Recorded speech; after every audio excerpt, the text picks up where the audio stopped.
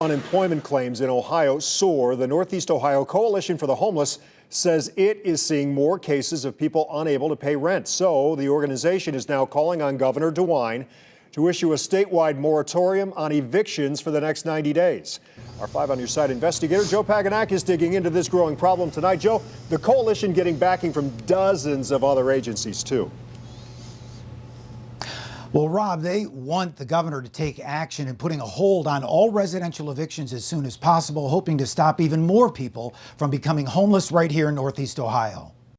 And I don't know what we're going to do with an eviction hanging over our head, and me being out of work. Finding a new property during this pandemic is impossible. The Northeast Ohio Coalition for the Homeless calls them the faces of eviction. My landlord is being patient, but I'm not sure if he will be for long. Sharing their COVID-19 related eviction stories here in Greater Cleveland and across the state. And now I'm staying in a motel.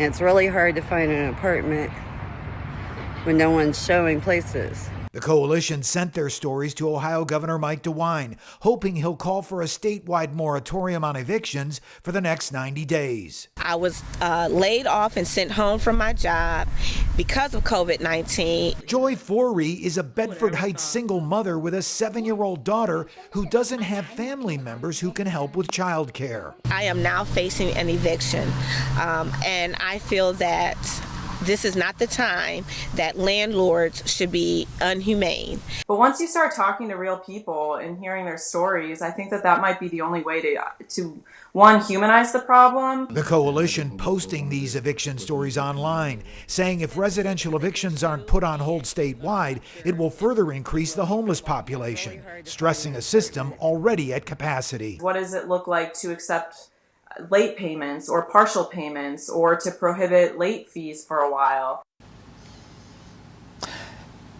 And it's still too early to tell if there'll be a response from Columbus or the governor on that request. Meanwhile, the coalition pointing to national stats that show that 60% of Americans have less than $500 in their bank account, and that would make it very tough for them to even pay for even 1 month's rent, Rob. You said it, Joe, very tough. Now, there's word there's a bill working its way through the House right now, but there are some who say this just doesn't go far enough.